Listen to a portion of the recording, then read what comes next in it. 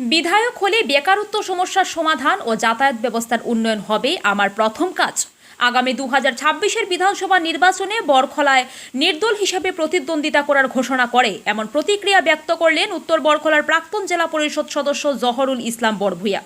26-এর বিধানসভা নির্বাচনের এখনও প্রায় 2 বছর বাকি।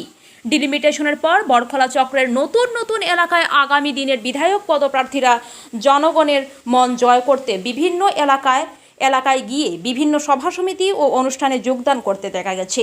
হাটবাজার ইত্যাদিতে জোর চর্চা চলছে। আগামী বিধানসভা নির্বাচন নিয়ে চলছে আলোচনা। পিছিয়ে নেই উত্তর বরখলার প্রাক্তন জেলা পরিষদ সদস্য জহরুল ইসলাম বরভূয়া। প্রতিদিন কোনো এলাকায় গিয়ে জনগণের সুখ দুঃখ অভাব অভিযোগের খবর নিচ্ছেন। তিনি 2016 সালে AIUDF-এর টিকিটে বরখলায় প্রতিদ্বন্দ্বিতা করেছিলেন। 2026-এর বিধানসভা নির্বাচনে আবারও নির্দল হিসেবে প্রতিদ্বন্দ্বিতার জোর প্রস্তুতি নিচ্ছেন।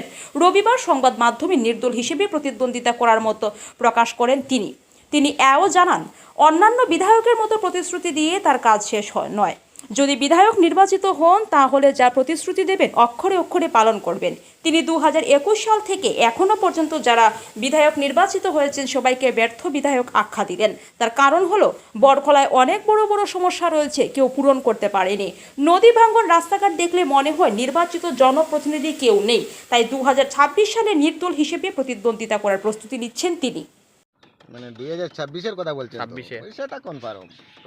কোন দল থেকে মানে নির্বাচনে লড়ার মানে আমি আপনারা জানেন যে যখন আমি জেলা পরিষদ হয়েছিলাম 2013 ইংরেজিতে, তখনও নির্দল ছিলাম।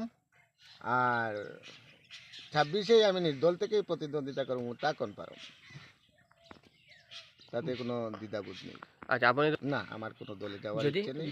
যদি কোনো দল আপনাকে আমন্ত্রণ জানায় বা সুযোগ দেয়, টিকিট দেয়, তাহলে না, আমি নির্দলটাই আমি পছন্দ করি। তো বরখলাতে আমরা দেখছি একসময় ইউডিএফের শক্ত ঘাঁটি ছিল, বর্তমানে কংগ্রেস এবং বিজেপির দুটা শক্ত ঘাঁটি। আর আপনি যে বলছেন যে নির্দল হিসাবে প্রতিদ্বন্দ্বিতা করবেন, নির্দলের কতটা মানুষ থাকে? তো নির্দলের তো কোনো আসলে অস্তিত্বই নেই। যে 2026 ইংরাজিতে আমাদের বরকলা সমষ্টি থেকে কংগ্রেস বিজেপি দুটা দলেরই পরাজয় হবে।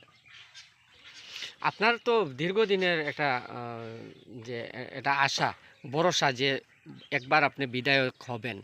তো বরকলা যে আগামী দিনে যদি বিধায়ক হন, তবে প্রথম কাজ বা প্রথম পদক্ষেপটা কী নেবেন? কোন বিষয় থেকে আপনি শুরু করবেন কাজটা?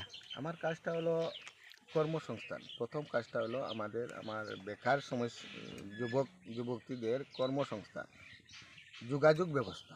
আচ্ছা, আজকে কর্মসংস্থান যদি আমাদের যুবকের মানে নবপ্রজন্মের যারা আছেন, যুবকরা উঠে আসছেন, তারা যদি কোনো কর্মই করতে পারেন না, এলাকার উন্নয়ন কোনোভাবেই করা সম্ভব না।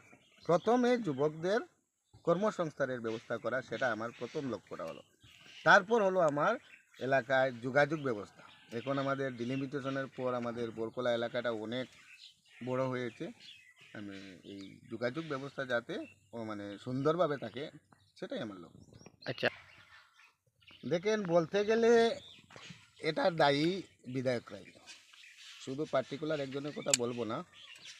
মানে একজনের আমলে এই কাজটা হয়েছে, অন্যজনের আমলে অন্য কাজটা হয়েছে, কিন্তু আমার হিসাবে মানে যারাই এসেছেন ব্যর্থ, সবাই ব্যর্থ। আজকে দীর্ঘদিন থেকে এই যে উজাননগর নদীবাঙ্গনটা, উজানগ্রাম নদীবাঙ্গনটা, এই উজানগ্রাম নদীবাঙ্গনটা বিগত দিনে রুমিনাথের আমল থেকে নদীবাঙ্গনটা আরম্ভ হয়েছে। তারপর তো রুমিনাথের দুবারের বিধায়ক ছিলেন, তারপর আমাদের কিশোরনাথ মহাশয় আসলেন, এখন আমাদের মিসবাউল ইসলাম মহাশয় আছেন, কিন্তু কারও যে দৃষ্টি এই বাঙ্গনের দিকে যায় না। এছাড়া আমাদের নদীবাঙ্গন যে বরকলা রাজা গোবিন্দচন্দ্র মেমোরিয়াল হায়ার সেকেন্ডারি স্কুলের একটি সাইট নদীর তলে তলিয়ে যাচ্ছে, বরকলা বাজারের দিকে সেম অনেক মানে এরকম অনেক আছে। আপনারা সবসময় এই নিউজ কভার করেন, আপনাদের জানাই আছে যে কোন জায়গায় কোনো একটা এখন পর্যন্ত আপনারা বলুন 2011 থেকে কোন এরিয়ার নদীবাঙ্গনটা এখন পর্যন্ত সম্পূর্ণ হয়েছে, মেরামত হয়েছে, হয় নাই। মানিকপুর থেকে শুরু করে।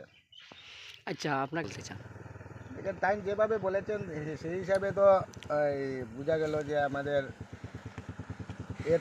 ওনার আগে যিনি বিধায়ক ছিলেন সেই বিধায়ক সব কাজ শেষ করে দিয়েছেন, সেই জন্য যে ওনার কিছু কাজের জন্য মানে বিধানসভায় গিয়ে চেঁচিয়ে কথা বলতে না হবে।